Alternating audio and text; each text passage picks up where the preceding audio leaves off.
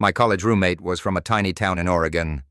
He was accepted to a university in Boston and was looking at a map of the city's subway system. He looked at me with wide eyes and said, "Wait, the train goes underground like a mole." He had never conceived of a public transportation system that wasn't a bus on a street. He was convinced it was a terrifyingly dangerous and unnatural way to travel and spent his first semester walking everywhere, even in the snow. I worked at a car rental agency at the Denver airport. A family from Florida picked up their minivan for a ski trip. The father asked me with complete sincerity, "So, which of these mountains is Mount Rushmore?" We wanted to ski there. I had to gently explain that Mount Rushmore has no ski resorts, is a 6-hour drive away, and is located in an entirely different state, South Dakota.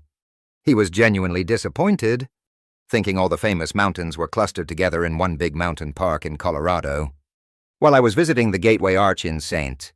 Louis, I overheard a woman tell her husband, "I don't get it. It's just a big metal thing. Why did they build it here in the middle of nowhere?" Her husband nodded and added, "Yeah, they should have put it somewhere important like in California."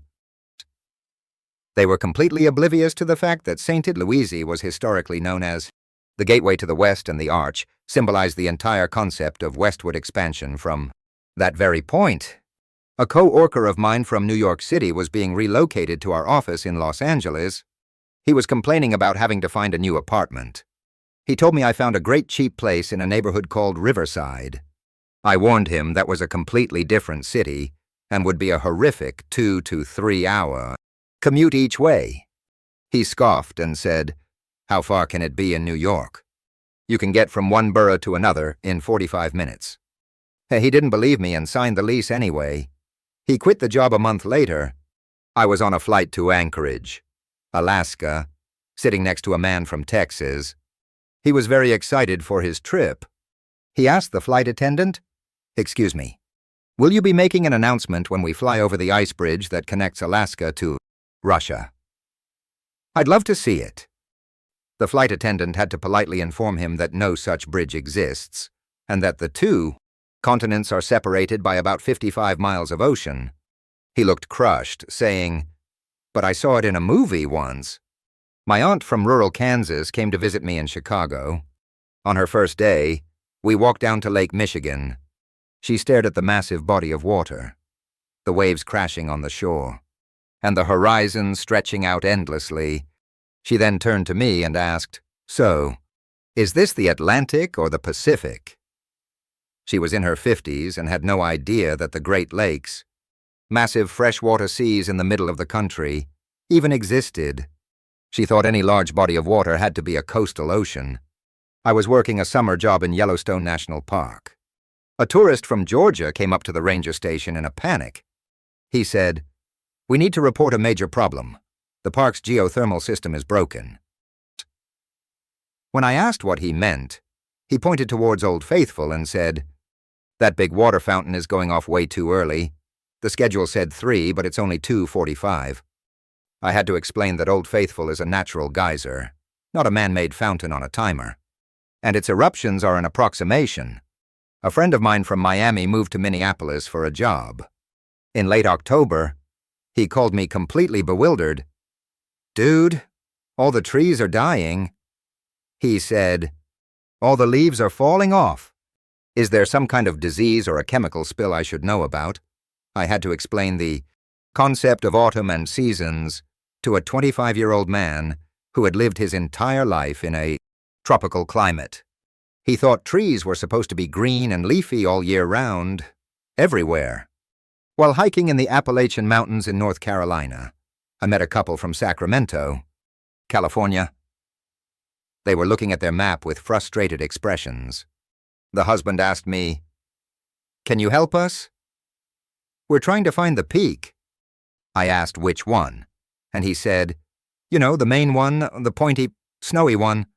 I had to break it to him that the Appalachians are one of the oldest mountain ranges in the world, characterized by rolling tree-covered peaks, not the sharp snow-capped Sierra Nevadas he was used to. I was at a conference in Washington, D.C. with a colleague from the state of Washington. We got in a cab and he told the driver, "Take us to the Capitol building." The driver started heading toward Capitol Hill. My colleague got agitated and said, "No, no, the state capitol in Olympia." He had flown 3,000 miles and still believed that the nation's capital and his own state's capital were the same place, just in different neighborhoods of D.C. A man called into the Salt Lake City radio show I used to produce. He was a truck driver from Mississippi on his first trip out west. He called to report that all the salt trucks must have crashed on the highway. The host, confused, asked for clarification. The trucker said, "Yeah, the big salt desert west of the city. It's a huge mess." The host had to inform him and the entire listening audience that he was looking at the Bonneville Salt Flats, a naturally occurring ancient lake bed. My cousin from Arizona was visiting me in Vermont during the fall. He was amazed by the foliage. He asked me, "This is incredible. How much does the state pay the guys who come out and paint all the leaves these different colors every year?" The detail is amazing. He was 100% convinced that the vibrant autumn colors were an artificial state-found tourist attraction and not a biological process. I worked at a hotel in Hawaii where a guest from Oklahoma called the front desk to complain. "My room is facing the wrong way," she said. "I wanted an ocean view where I can watch the sun rise over the water." I had to explain that since she was on the west coast of the island. She could only see the sunset over the water. She was furious, demanding to know why we built the hotel on the wrong side of the island and ruined her vacation. A student in my American history class at a community college in California insisted that the Civil War was fought between the United States and the state of Texas. He said it was America versus the cowboys. That's why they have that whole Lone Star thing, because they fought all by themselves. He was completely unaware of the Confederacy, the Mason-Dixon line, or any of the other 11 states that seceded from the Union. I was on a cross-country bus that stopped in Iowa. A young woman from New Jersey got off, looked around at the vast cornfields, and got back on the bus with a worried look. She asked the driver, "Are we still in America? Or is this one of those farming countries now?" She thought that once you left the East Coast, you had effectively entered a different, less developed nation that was just endless fields of corn. A tourist in Philadelphia was looking at the Liberty Bell. He asked the park ranger, "So after it cracked, did you guys get a refund?" The ranger explained, "It was a historical accident." The tourist pressed on, "Yeah, but it's defective. Surely the company that made it had a warranty. You should have sent it back and gotten a new one that works."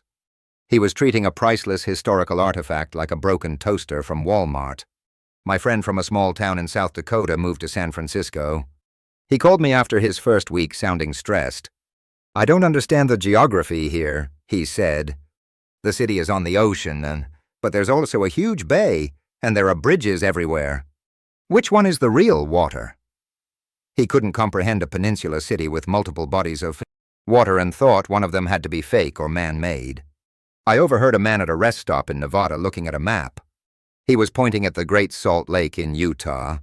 He told his wife, "Look, honey, I found a shortcut. We can just drive right across this blue part here to get to Idaho faster." He thought the massive lake was just a blue-colored area on the map, representing a valley, not an actual body of water that is larger than the state of Delaware. A woman from New England was visiting New Mexico for the first time. She went into a restaurant and asked the waitress in very slow, loud English, "Do you have American food?" The waitress, confused, said, "Mom, this is America. We have burgers, steaks." The tourist interrupted, No, like food that isn't spicy. I didn't bring my passport, so I can't have any of the local Mexican food." She thought she had crossed an international border. A guy I knew in college was from a very wealthy part of Connecticut. He was assigned a project with a student from rural West Virginia. He asked her, "So do you guys have like the internet down there? Or do you have to drive to a library in a bigger state to send emails?" He genuinely pictured the entire state as a pre-industrial society without basic modern infrastructure. like electricity or internet access. While working at a visitor center in the Florida Everglades, a tourist asked me what time we turn the alligators on. He thought the alligators were animatronics, part of a scheduled show for visitors. He was very disappointed to learn they were wild, unpredictable animals, and that we couldn't guarantee he'd see one, let alone have it perform for him on cue. My brother, a long-haul truck driver, told me about a time he picked up a hitchhiker in Montana. The hitchhiker, who was from Los Angeles, looked out at the vast open landscape and said, "Wow, I can't believe how much undeveloped land there is. They should really build a bunch of malls and condos out here. It's such a waste of space." Then he saw the natural beauty of the American West as a failure of commercial development. A woman on a tour of the Biltmore estate in North Carolina asked the guide, "This is a beautiful castle. Which king of America lived here?"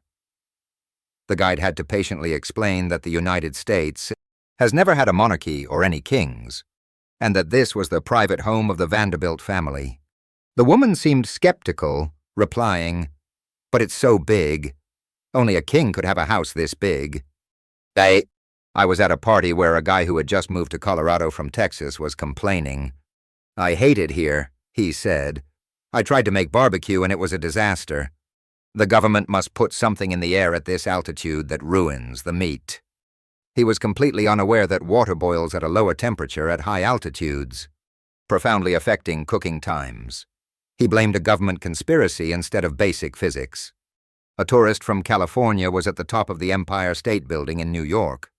He was looking west and asked a security guard, "Can you point out the Hollywood sign from here? I thought it would be bigger." The guard just stared at him for a moment before saying, "Sir, that's New Jersey. The sign you're looking for is about 3,000 km in that direction." My friend, who works as a 911 dispatcher, took a call from a man who had just moved to rural Maine, from a big city.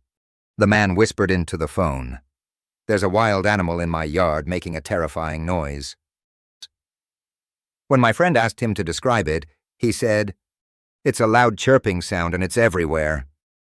It turned out he was reporting the sound of crickets. He had never heard them before and assumed he was under attack. A couple visiting from a southern state were in a cafe in Seattle. They saw on the menu that the cafe sourced its milk from a local dairy. The wife said to her husband, loud enough for everyone to hear, "I'm not drinking that. How do we know if the cows are American? For all we know, they're Canadian cows." She was worried about the safety of milk from cows that might have grazed too close to the border. A man from a landlocked state was on the ferry to Martha's Vineyard. As the island came into view, he asked a crew member, "So, which bridge do we take to get back to the mainland later?" The crew member explained that it's an island and the ferry is the only way. The man was shocked. "It's a real island. I thought that was just a name. You mean we're trapped here until you decide to come get us?" I was in a history museum in Virginia when a visitor was looking at a map of the colonial era, United States. He pointed to the vast territory west of the colonies labeled French territory and asked the docent, "Why did France get all the good parts with the mountains and national parks? That doesn't seem fair." He couldn't grasp the concept that the country's borders had changed over time, and that this was the map before the Louisiana Purchase. A student in my political science class at a university in Illinois raised his hand and asked, "Why do we have 2 Dakotas? It seems redundant. Couldn't we just combine them into one big Dakota and save some money on government?"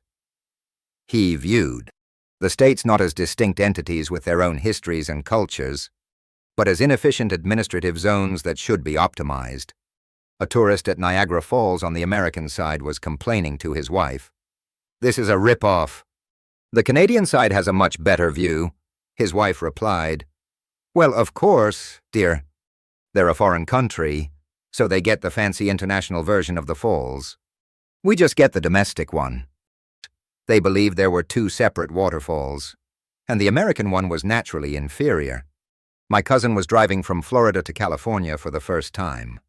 He called me from Arizona and said, "I think my car's clock is broken. It keeps changing time on its own." I explained that he was driving through different time zones. He was quiet for a moment and then said, I thought time zones were only for when you fly on a plane. They have them on the ground, too. A woman visiting Chicago from a small town in the South was riding the elevated train for the first time. As it rattled through the city, she grabbed her husband's arm and said, "This feels so unsafe. Why didn't they just finish building the roller coaster?" She thought the L train was an abandoned amusement park ride that the city had repurposed for transportation. I was working at a ski resort in Utah. A guest from San Diego came to the rental shop to complain that his skis weren't working. I watched him try to ski, and he was just standing still on a gentle slope. He said, "In the movies, you just point them down the hill and they go. I think you sold me the non-slip kind by mistake." I had to explain the concepts of gravity, friction, and how to actually push off to a grown man. A man from New York City was visiting a farm in rural Pennsylvania. The farmer offered him a glass of fresh, unpasteurized milk. The New Yorker looked at it with disgust and said, "You mean this came out of a cow like the animal?" He was under the impression that milk was a product that was invented and manufactured exclusively in a factory.